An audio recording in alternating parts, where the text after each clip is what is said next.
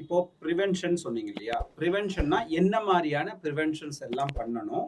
அதற்கு வருவதற்கு முன்பு, வந்த பிறகு என்ன பண்ணணும்? ம்.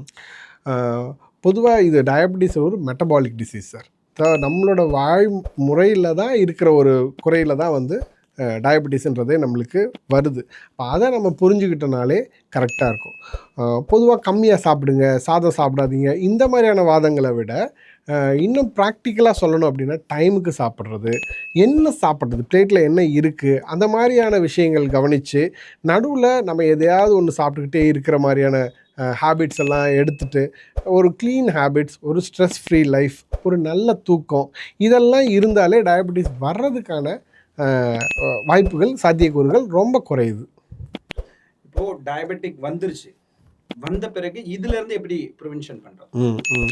எல்லாருமே டயபெட்டிஸ் வந்துடுச்சுன்னா மருந்து மட்டும்தான் ஒரே தீர்வு அப்படின்ற மாதிரியான அணுகுமுறையில் இருக்காங்க. அந்த மாதிரி இருக்கவே கூடாது, தேவையும் இல்லை சார்.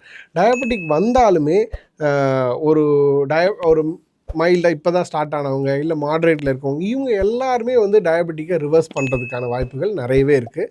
அட்வான்ஸ்டு ஸ்டேஜில் இருக்கவங்களும் அந்த டயபெட்டிக் ரிவர்சல் ப்ராக்ரஸ்க்கு போகும்போது அவங்களுக்கு ஆர்கன் டேமேஜ், அதனால் டயபெட்டிக்னால் வர காம்ப்ளிகேஷன்ஸ் இதெல்லாம் தடுக்க முடியும் சார். இப்போ டயபெட்டிக் வந்து தெரியாமையே நிறைய பேர் இருக்காங்கன்னு சொன்னீங்க இல்லையா? அதை எப்படி நம்ம வந்து முன்கூட்டியே தெரிஞ்சுக்கிறது? சிம்டம்ஸில் சொல்லணும் அப்படின்னா, பொதுவாக ராத்திரியில் எந்திரிச்சு யூரின் போகிறது, அது ஒரு ஆஃப் த எர்லி சிம்டம்ஸாக இருக்கும்.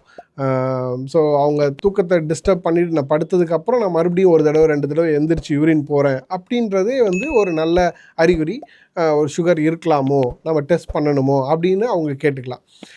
அடுத்தது கை கால்களில் எரிச்சல் வரலாம், பாதங்களில் அந்த மாதிரியான ஒரு ஒரு ஆல்டர்ட் சென்சேஷன், எறும்பு விடுற மாதிரி இருக்குது, கொஞ்சம் அரிப்பு இருக்குது, இல்லை கொஞ்சம் ஒரு எரிச்சல் மாதிரி இருக்குது அப்படின்றதும் வந்து ஒரு எர்லி சிம்டமாக இருக்குது.